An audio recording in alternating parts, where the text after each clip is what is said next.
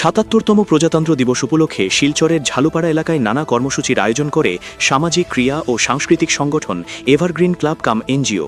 এদিন সকালেই আনুষ্ঠানিকভাবে জাতীয় পতাকা উত্তোলন করেন ক্লাবের সম্পাদক সাধনবাবু সিনহা। পতাকা উত্তোলনের পরই পরিবেশ যেন এক মুহূর্তে হয়ে ওঠে গর্বে ভরা। ক্লাবের সদস্য ও সদস্যরা সমবেত কণ্ঠে পরিবেশন করেন দেশাত্মবোধক সঙ্গীত।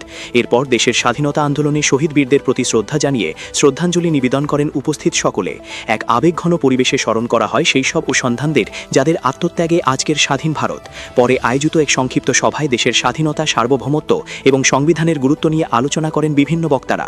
প্রজাতন্ত্র দিবসের তাৎপর্য তুলে ধরে তারা বলেন, দেশের সংবিধানকে সম্মান করা এবং নিয়ম মেনে চলাই প্রত্যেক ভারতবাসীর প্রধান দায়িত্ব। অনুষ্ঠানকে কেন্দ্র করে গোটা ঝালুপাড়া এলাকা পরিণত হয় উৎসবমুখর পরিবেশে। বিশেষ করে কচিকাচাদের উপস্থিতিতে আয়োজিত সাংস্কৃতিক অনুষ্ঠান আরও প্রাণবন্ত হয়ে ওঠে। দেশাত্মবোধের চেতনায় উদ্বুদ্ধ হয়ে প্রজাতন্ত্র দিবস উদযাপন করল ঝালুপাড়ার মানুষজন। এই সংবিধান যেটা আমাদের দেশকে চালানোর জন্য একটা নিয়ম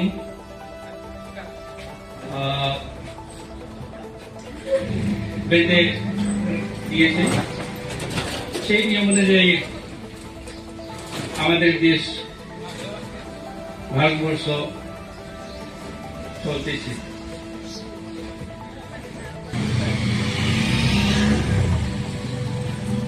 এটা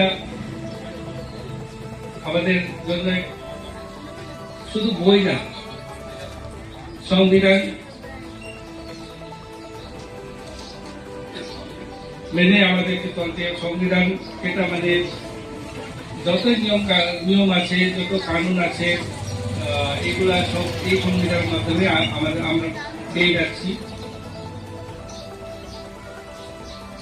এখন যদিও আমরা এখন স্বাধীনতা অর্জন করলাম, স্বাধীনতা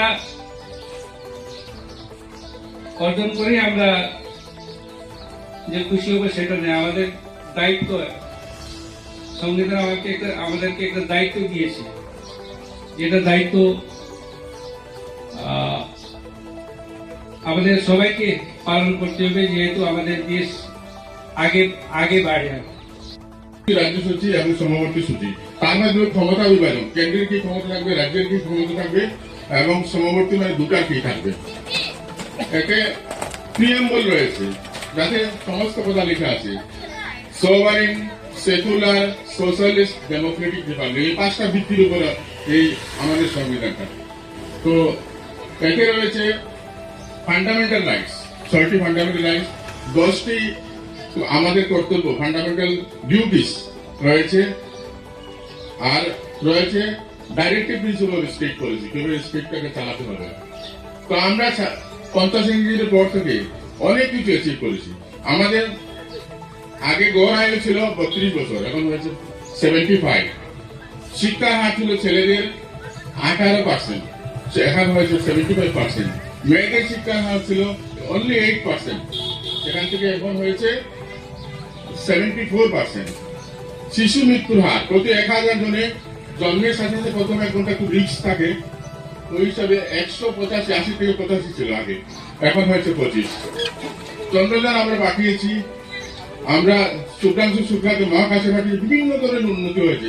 কৃষিক্ষেত্রে স্বাধীনতার পর ছিল অনলি 51 মিলিয়ন টন শস্য আমরা উৎপাদন করতে পারতাম, এখন 3500-এর উপরে সারপ্লাস হয়ে গেছে আমাদের।